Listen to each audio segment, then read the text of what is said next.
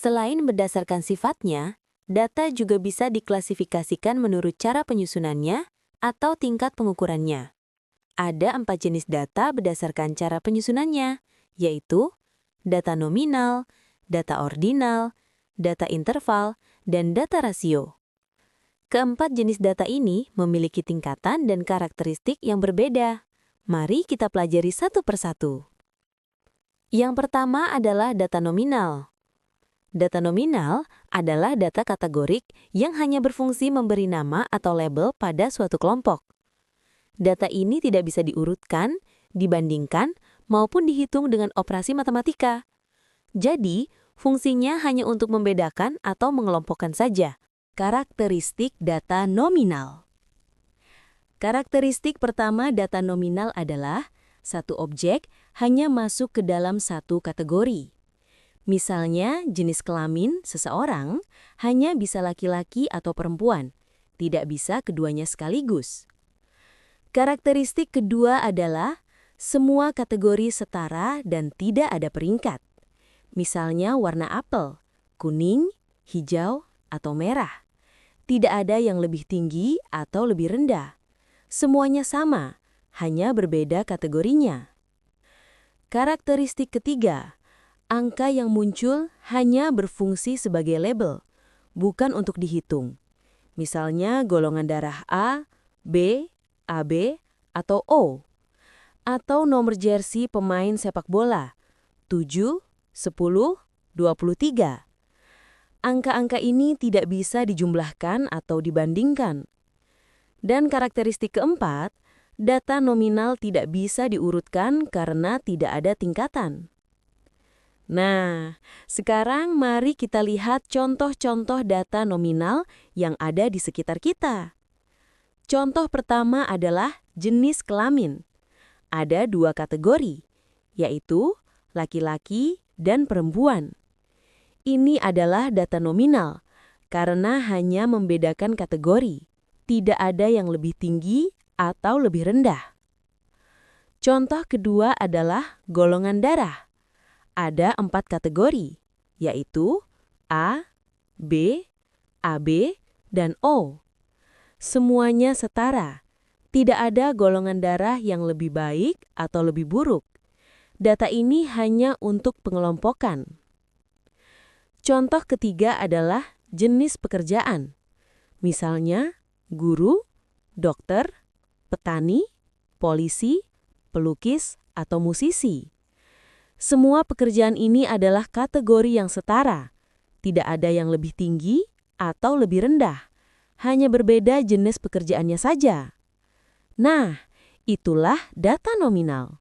Data yang paling sederhana hanya berfungsi untuk memberi label atau nama pada kategori tertentu. Data ini tidak bisa diurutkan atau dihitung, tapi sangat berguna untuk mengelompokkan informasi. Mudah dipahami kan? Selanjutnya, kita akan membahas data ordinal. Data ordinal adalah tingkatan data yang lebih tinggi dari data nominal. Apa yang membedakannya? Yuk kita pelajari. Data ordinal adalah data yang disusun berdasarkan tingkatan, dari rendah ke tinggi atau sebaliknya. Data ini memiliki urutan sehingga dapat dibandingkan dengan tanda lebih besar atau lebih kecil. Namun jarak antar tingkatannya tidak selalu sama dan tidak bisa dihitung atau dijumlahkan. Karakteristik data ordinal. Data ordinal punya beberapa karakteristik khusus. Pertama, data ini bisa diurutkan dari yang terendah ke tertinggi atau sebaliknya. Kedua, ada perbedaan tingkatan yang jelas. Ketiga, jarak antar tingkatan tidak selalu sama. Dan keempat, kita hanya bisa membandingkan secara relatif, seperti lebih baik atau lebih buruk, tapi tidak tahu persis seberapa besar perbedaannya. Sekarang, mari kita lihat contoh-contoh data ordinal yang sering kita temui dalam kehidupan sehari-hari. Contoh pertama adalah tingkat pendidikan. Ada tingkatan yang jelas, TK, SD, SMP, SMA, kemudian sarjana, magister, dan doktor. Kita tahu urutannya dan bisa membandingkan mana yang lebih tinggi. Tapi, jarak atau waktu kesulitan antar tingkatan tidak selalu sama. Contoh kedua adalah peringkat kelas. Ada ranking 1, ranking 2, ranking 3, dan seterusnya. Kita tahu urutannya dari yang terbaik sampai yang terendah. Namun, perbedaan nilai antara ranking 1 dan 2 belum tentu sama dengan perbedaan antara ranking 2 dan 3. Jadi, data ordinal adalah data yang memiliki urutan atau tingkatan. Kita bisa membandingkan mana yang lebih tinggi atau lebih rendah, tetapi jarak antar tingkatan tidak selalu sama. Data ini sangat berguna untuk membuat peringkat atau menilai tingkat kepuasan. Sekarang kita naik ke tingkat yang lebih tinggi, yaitu data interval. Data interval adalah data yang dapat diurutkan dan memiliki jarak yang sama antar nilai. Yang membedakan data interval dengan data ordinal adalah jarak atau interval antar nilainya konsisten dan dapat diukur. Namun, data interval tidak memiliki nol mutlak, sehingga angka nol bukan berarti benar-benar tidak ada. Karakteristik data interval yang pertama, data ini dapat dibedakan dan diurutkan seperti data ordinal. Kedua, jarak antar nilai sama dan konsisten. Ketiga, nilai nol bukan berarti mutlak atau tidak ada, hanya sebagai titik acuan. Keempat, operasi penjumlahan dan pengurangan bisa dilakukan karena jaraknya sama. Namun, operasi perkalian dan pembagian tidak berlaku karena tidak ada titik nol mutlak. Sekarang, mari kita lihat contoh-contoh data interval yang ada di sekitar kita. Contoh pertama adalah suhu atau temperatur yang diukur dengan termometer. Jarak antara 0 derajat Celcius hingga 10 derajat Celcius sama dengan jarak antara 10 hingga 20 derajat Celcius. Kita bisa melakukan operasi matematika seperti pertambahan dan pengurangan pada suhu ini. Contoh kedua adalah kecerdasan intelektual yang diukur dengan IQ. Selisih antara IQ 100 dan IQ 110 sama dengan selisih antara IQ 110 dan IQ 120, yaitu 10 poin. Jarak antar nilainya konsisten.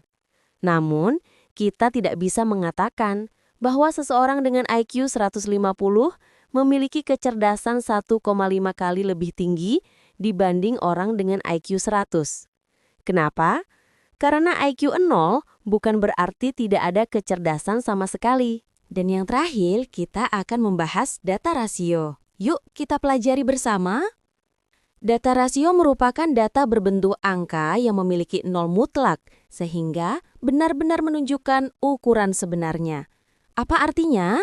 Artinya angka 0 pada data rasio benar-benar berarti tidak ada atau ketiadaan absolut. Dan karena memiliki nol mutlak, semua operasi matematika dapat dilakukan, mulai dari penjumlahan, pengurangan, perkalian, hingga pembagian. Karakteristik pertama data rasio adalah dapat mengurutkan data dari yang terkecil ke terbesar atau sebaliknya. Interval atau jarak antar nilai sama dan konsisten, dan dapat membedakan. Yang paling penting, pada data rasio, angka 0 menunjukkan ketiadaan absolut. Misalnya, jika timbangan menunjukkan 0 kg, artinya benar-benar tidak ada berat sama sekali. Ini yang membedakan data rasio dengan data interval. Perbandingan antar nilai rasio selalu bermakna. Misalnya, botol dengan volume 600 ml memang benar-benar lebih banyak dari botol 400 ml. Kita bisa mengatakan botol 600 ml isinya 1,5 kali lebih banyak dari botol 400 ml, dan pernyataan itu valid. Semua operasi matematika valid untuk data rasio.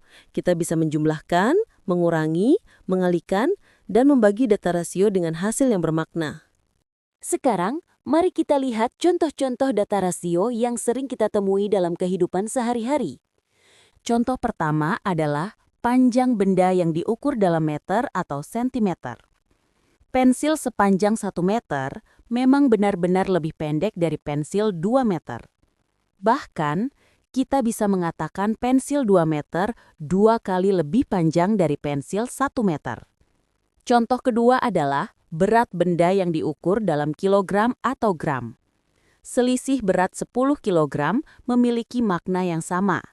Tidak peduli di titik manapun. Perbedaan antara semangka 10 kg dan 20 kg sama dengan perbedaan antara 20 kg dengan 30 kg, yaitu 10 kg. Jadi, data rasio adalah jenis data yang paling lengkap dan fleksibel. Data ini memiliki nol mutlak sehingga semua operasi matematika dapat dilakukan dengan hasil yang bermakna. Demikian pembelajaran kita pada pertemuan kali ini. Semoga materi yang telah kita pelajari dapat dipahami dengan baik dan bermanfaat. Sampai jumpa pada pertemuan berikutnya. See you next time.